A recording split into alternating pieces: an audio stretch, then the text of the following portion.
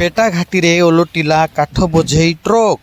ଆଜି ଦିନ ଦ୍ୱିପ୍ରହରେ ପେଟାଘାଟି ଉପରେ ମନ୍ଦିର ଛକ ନିକଟରେ 12 ଚକିଆ କାଠ ବୋଝେଇ ଟ୍ରକ୍ ଯାହାର ଗାଡ଼ି ନମ୍ବର TS04US 7479 ନମ୍ବର ଗାଡ଼ିଟି ଭାରସାମ୍ୟ ହରାଇ ଓଲଟି ପଡ଼ିଥିଲା।